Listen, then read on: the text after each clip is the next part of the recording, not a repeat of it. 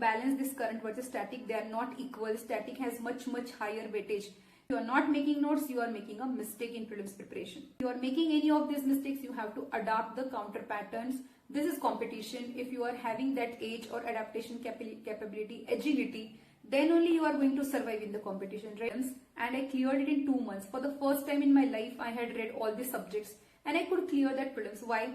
Maybe failure in the prelims can be avoided if you avoid these 5 most important mistakes. So in prelims, you have to do preparation and implementation side by side. Hello everyone, I am Pallavi Sangre, All India Rank 452, CSC 2022.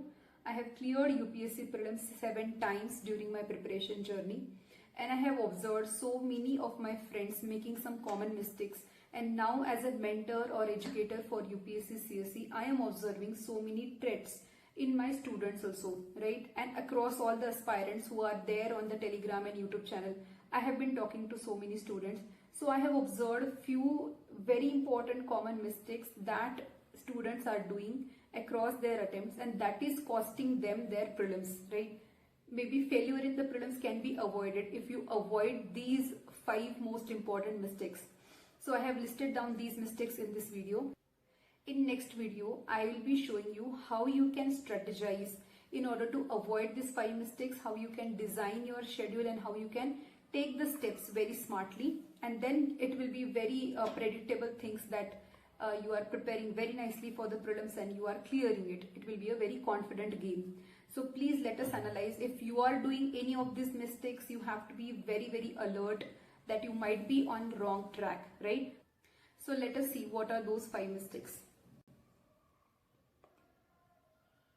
First and foremost, starting prelims preparation late. So what happens with this mistake is that many students who have not cleared prelims in their previous attempts, still they are preparing for their mains like optionals, or they are preparing for their various other GS subjects. I know mains preparation is also important, but if you have failed prelims in the past, it is very important to start it early, because you will not get enough time to cover all the syllabus if you are starting late. And if you are starting late, you will not get time to revise, you will not get time to consolidate. It will be a very stressed scenario. There cannot be any shortcuts to prelims preparation, right? Prelims preparation and prelims clearing is a long journey of 4, 5, 6 months, and it will need time. So please do not think that you will start in January end and still you will be able to clear prelims comfortably. There are so many people who are clearing prelims multiple times. Like for me, it was not like I used to start 4, 5 months early because I had that hold. So if you are that person who is having hold over prelims, you can still devote 1 more month for your mains preparation. But in that scenario also, at least from Jan, you have to start the prelims preparation. But if you are someone who has failed in the prelims previously, please start your prelims preparation. It is already November 28. So at least December 1st, you should start prelims preparation, or you must have already started. If that is the case, this is really a good scenario. Then what happens? I have seen this trend across prelims, mains, and even in interview. So if I ask so many mains students who have failed in the mains, one of the most important reason for their failure was those 2 to 3 weeks after the prelims is done, they were so sluggish and they had very slow lethargic start, and after that picking up the speed, it took time, and then slow sluggish start at the start. When you are starting the prelims preparation or mains preparation, you are having little relaxation in your preparation, and then once the targets are piling up, once the days are gone, then you are having a very haphazard and stressed kind of situation. So this is the pattern across all stages in all students. If you are not planning your preparation nicely, and if you are not 200% for your preparation from the day 1 of your prelims preparation or mains preparation, this will happen. So you should not do the slow start. From day 1, you should be very dedicated, you should be very target oriented, you should be very on fire mode for your preparation. The best performance is, you are expecting the best performance to be done in the last 2 months. Actually, the last 2 months will be very stressed scenario, right? So let us suppose April, May or March, April will be those months which you will be having a very stressed situation. So how can you have a peak performance in the stress situation? So it is expected that you start early, get the edge, start doing the targets. It will itself give you confidence. If you are finishing one subject, two subject by January and you are finishing 2-3 subjects, it will itself give you the confidence. You should not even count May as your schedule for preparation schedule for your prelims. May should be kept as reserve, because unfortunately in some scenarios there you are sick for 4-5 days, or you needed much more time to revise. Let us suppose polity, you kept 2 weeks or 3 weeks for polity, but you actually took you 1 month to do the polity. This can happen for any of the subject in which you are not comfortable. So that buffer should be there. So you should not even count May in your schedule. You should have schedule till 30 April, right? Okay. So if we do that, 1 month is already gone. So if you are starting in January, February, March, April, only 4 months you are preparing. And do you really think that 4 months will be enough to cover 7-8 major subjects in the prelims? No, they are not. So starting in December is very, very important. Why I am making this video, I observed that even if people are very fearful for prelims, they are doing their mains preparation and they are starting prelims in the January. This is disastrous. Okay? So if you are really fearful for your mains, like you are having fear for your mains, but you also want to do your prelims, so do one thing. Now do overlapping subjects of prelims and mains with your prelim study. It is very easy, to have that hold. You should not have that watertight compartment that I will do only prelim study or I will do only main study. When you are doing modern India for prelims, you should have that notes which will be used for the mains GS1 also, right? Same goes with polity. I know there will be some important things which needs to be added for GS2 mains preparation, but don't worry for all these things. If you feel that your mains preparation is not perfect and you are dealing your preparation for prelims, your mains is already in a risk mode, your prelims will also be in risk mode. Okay? So you have to be little smart to start prelims preparation and do overlapping subjects along with prelims preparation. Get some comfort in prelims and mains both, and whatever subjects are remaining, that you can definitely do once your prelims is done. In the 2 to 3 week, get few important subjects done which are left in the mains preparation. Some these kind of strategy you have to adopt. Right, so this is the first mistake, that you are starting your prelims preparation very late. Don't do it. You will be burdened and stressed at the end. I'm just giving you a reality check, right? So there is no meaning if you understand all these things when the month is April or March. Time will be already gone out of your hand. So you have to avoid this mistake. You have to check your prelims preparation and then accordingly start your preparation in a suitable date, right? Then second is static versus current. So what happens? So many students will be running after current sources, current syllabus, current coverage, okay? But if you see how many questions UPSC is asking from pure current, how many questions UPSC is asking from static, you can see I have divided these categories like 2020 to 2025. I have divided the questions in UPSC prelims according to their category. So knowledge based category means static based plus current knowledge based. Okay? So knowledge based will be like 90% will be from static and 10% from the current. And logic means this is not covered in your static or current sources. You have to apply some logic. Gut feeling means nothing. You have to just simply go by gut feeling and attempt it. Hard questions means you touch me not questions. You should not attempt it. Mapping based means atlas mapping based questions or places in the news. Then simple and silly mistakes. So all these categories are there. And if you see the knowledge based questions weightage, in 2020 it was 40, then 55, then 47, then 40, then around 60 in 2025. So the paper was more of a static oriented, very static oriented. But what happens, people will not give so much importance to static. They will run after current, Current questions in prelims are inspired by static mostly. There will be hardly 1, 2 or 3 questions which are directly current news, and that is very familiar, like G20 or bricks kind of questions. So you'll be very comfortable in dealing with the current, but that fear of current will not allow students to focus on static. So many times students are giving equal importance, like 50% to static and current. This is really not a good pattern. You should devote your 70 to 80% time to your static first, get it covered, get the age, get the confidence, and then devote 20, 30, 40% of the remaining time, whatever you feel like, to the current affairs. Right? So please, balance this current versus static. They are not equal. Static has much higher weightage. If somebody is clearing prelims, that person is clearing due to static knowledge, not due to current knowledge. Trust me, I have cleared all the 7 prelims based on majorly 90% credit, 85%, 90% of the credit will go to static, right? Not the current affairs or current sources and current magazines or content.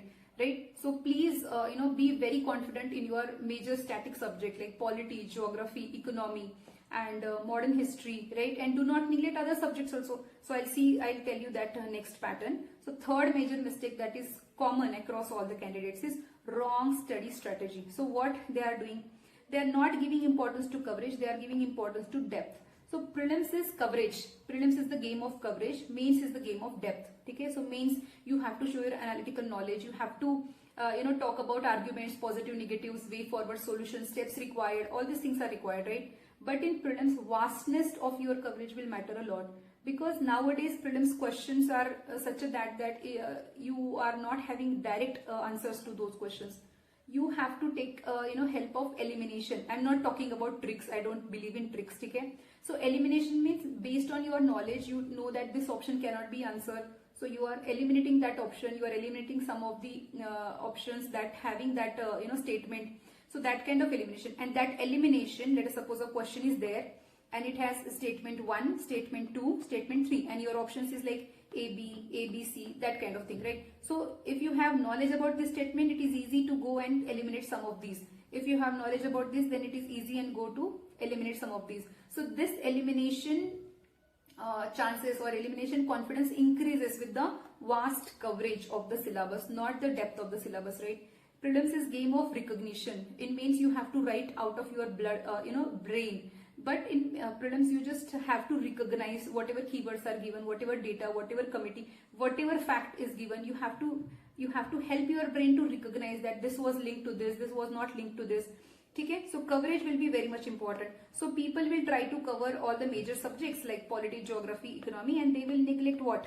They will neglect your science and tech, or they will neglect your ancient, right? They will neglect art, or they will neglect international relation or places in the news, all these things. Okay, so these small things are very important. It is not like that questions will be directly only on polity, geography, economy, right? These small subjects will be very important, right? So no, if you are, let us suppose if you are leaving science or if you are leaving ancient, okay, so what happens is your competition is not just in getting marks, your competition is also in coverage of the sources. So your competitor is covering, let us suppose 8 subjects or 9 subjects from very good sources, 8 to 9 sources, and you are covering 5 to 6 subjects only. So you are already behind the competition, right? So coverage of sources will matter a lot rather than depth of sources, hai na? So at least you should know what is there in art and culture. At least you should know what is there in ancient medieval. 1, 2, 3 good readings and revisions of these important sources is very much required. You cannot leave any subject and go to prelims. Okay? Multiple sources. Then let us suppose I have seen so many students, they will do modern India. So some like last few years modern India was having lots of weird questions. So what people started doing? For modern India, they will do spectrum, they will do NCRT, they will do some class notes, they will do whatnot, right? So multiple sources for one subject. It is not going to help because multiple sources will lead to multiple notes. Multiple notes will require multiple revision, and you don't have that time. Your time is very limited. You have to see that if you are reading any source, if you can make 3 to 4 rounds of notes out of it. First is short notes, then mini notes, then micro notes, then micro notes. So to make all these things for one book, it will require you like 15 days for first reading and making the short notes. Then you are at least 3, 4, 5 days for the second reading, making the another notes. 1, 2 days for the third set of notes. Are you getting? So at least 3 to 4 weeks are required per one book to make the final set of notes that you are going to use in your actual prelims revision May month, right? So if you are using one source, one book, it will take you 3 to 4 weeks, right? So if you are using 2 books for one subject, your subject is going for 1.5 months or 2 months. And do you think that this is possible? Already December is going on. There are 5 months to prelims only. May I am not counting at all, right? So limit your sources. You should limit your sources. You are not here to do PhD. You are here to clear this examination, and to clear this examination, limited sources, standard sources are very much required. So all the sources list is already displayed in our prelims companionship batch schedule. I have already given targets also. Okay, if anybody is doing self-study, please pick up that schedule. Please pick up the sources, those chapters and everything, and do your study, right? Then subject input and output analysis is very important. For example, somebody will run after science which is a very common sense based subject. If you analyze the PYQ, you should have some basic knowledge about science questions, and then based on your logic, gut feeling, the questions needs to be attempted in prelims, right? But if somebody is doing 1 month preparation for science or 1 month preparation for, let us suppose, ancient medieval, okay, input output is not great. You should devote your big amount of preparation or big chunk of preparation time to your main subjects like polity, economy, geography. They have a very high input output. 15 to 20 questions will be there from each of these subjects, right? So you should not neglect it. Do input output analysis of a subject and then only devote the time, right? Then previous year questions. So people think that doing previous year questions is a secondary thing in UPSC Prelims preparation. This is very wrong. PYQ are nothing but the study only. Like they are study things only. It is not a subject, but it is a kind of a subject that you have to carry along throughout your preparation. So many times I have observed that every coverage will be done and they will start doing PYQ in April. So in April, if you are coming to know that UPSC asks this kind of question, right, or UPSC is asking this kind of patterns, do you have times to do you really think that you will be having time in April to adapt to all these things that you are discovering in PYQ analysis? No, definitely not. Last time I conducted LTP batch in April because of the huge demand, and then I observed that people got to know about this PYQ patterns and they wanted to do it, but the exam was in May and they could not adapt, right? So this is me, like I will do PYQ analysis at the start of my preparation. It will be prelims, it will be mains, or it will be interview. For interview there are transcripts. So do you think that after doing 1 month of interview preparation you are reading transcript before 15 days of your interview? No, it will not be helpful. What kind of questions UPSC is asking? You should know it very thoroughly. So PYQ analysis should be done at the start and they should be going hand in hand with your study. Every day you have to see the PYQ. Now PYQ seeing doesn't mean ratifying the answers of PYQ. It means that what kind of question UPSC is asking, what type of pattern it is asking, right?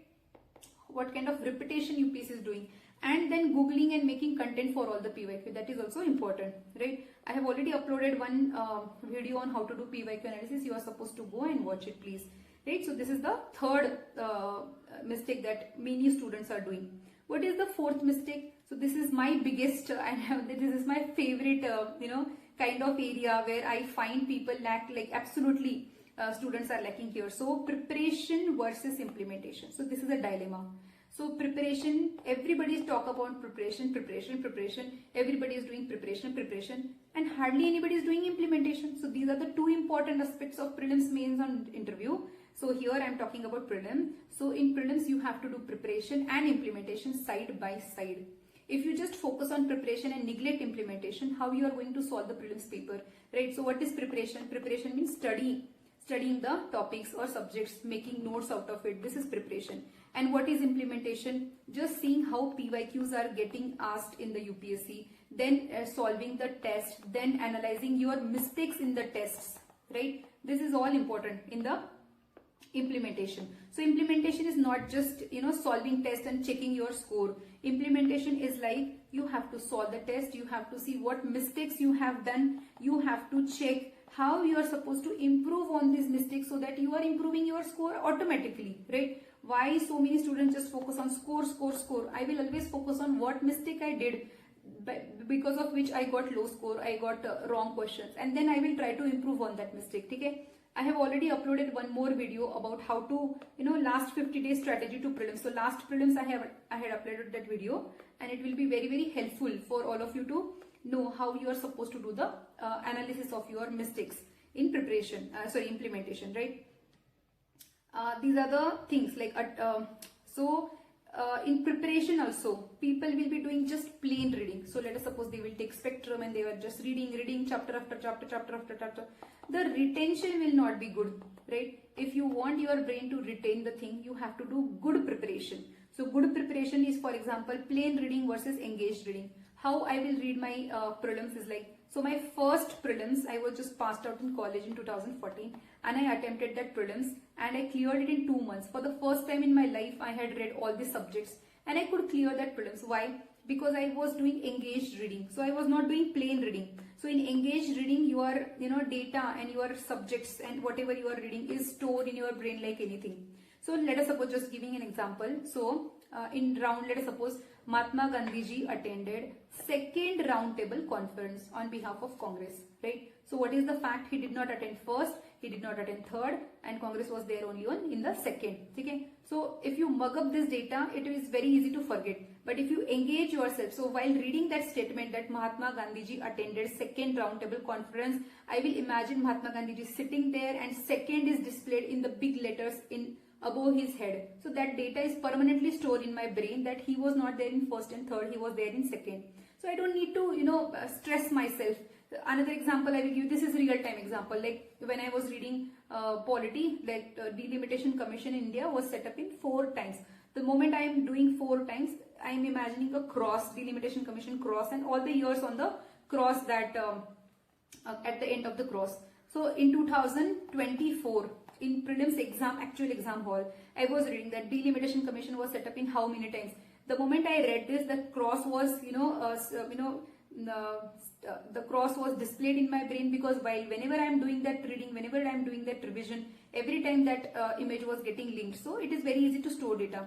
Then after reading that question, I was just searching where is the option where there it is displayed 4, right? And so many people, what they were doing, they were thinking, oh, it was 3 times or 4 times or 2 times. Okay, this is the power of engaged reading. You have to engross yourself when you are reading. You have to imagine so many things. You have to make mnemonics out of it. So you have to engage yourself. You have to be part of that content. Right? Don't do plain readings. It will not be helpful.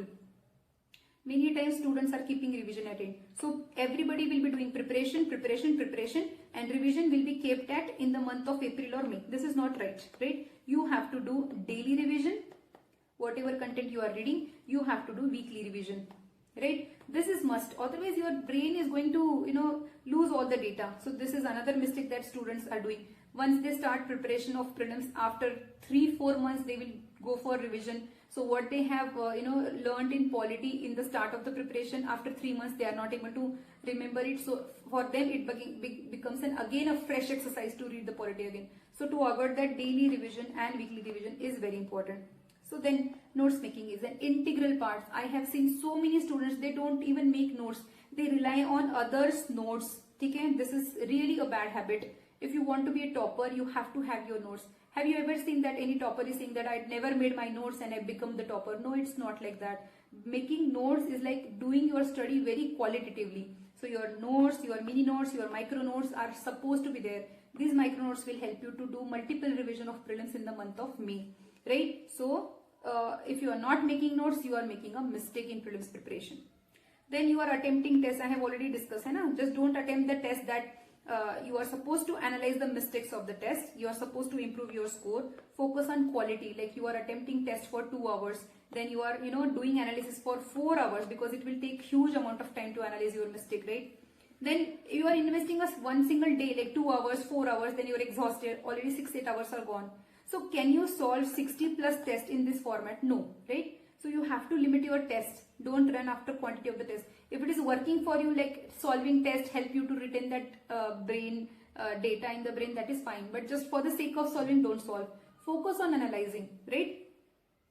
And then let us suppose if you don't know how to make notes, if you don't know how to do daily and weekly revision, if you don't know how to attempt tests in qualitative manner, adapt it. If you are making any of these mistakes, you have to adapt the counter patterns.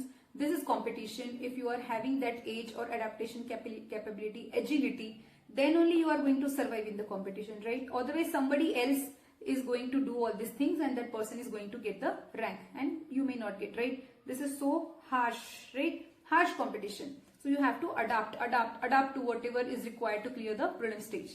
Last and the most important thing, attitude. So what is your attitude? The moment prelims preparation is getting started, the moment students are thinking that now they have to shift towards prelims, they are feeling so stressed. They are feeling as if something is happening in their life and they are not able to cope up with it.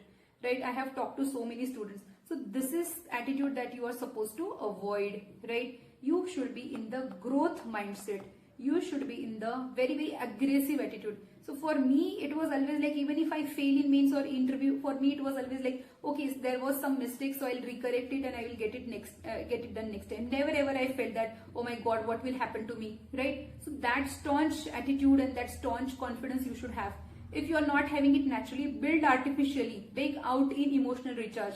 That you have to be confident, you have to behave like a confident, you have to study smartly, you have to study in a very very early stage, like you are studying in December, you are getting the confidence that my subject is done. So these type of thing you have to do, otherwise it will be a really challenging thing, right? Poor confidence, fear, stress, these things and these qualities are not required to be is not required and is not helpful for you to clear this examination. This is very, very easy, right? If you are having all these fears, or having all these negative traits in yourself, you have to mold.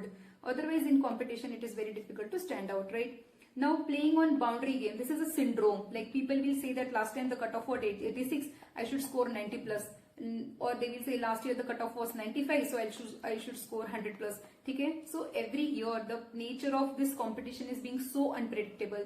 You don't know which questions will UPSC drop, whether you had marked this question right or wrong. The nature of questions are so tough nowadays that even if you feel that I am marking a question right, in actual answer key it will be wrong. Okay? So you don't have to play on boundary. You have to play 20-30 marks above boundaries to be on a very, very safer side to clear the prelims, right? I am not saying this out of blue. I have myself scored 120.97 marks in 2024 prelims. This is very much doable. You have to set the targets high, very high targets, right? Don't play on boundary. Don't have that poor attitude, right?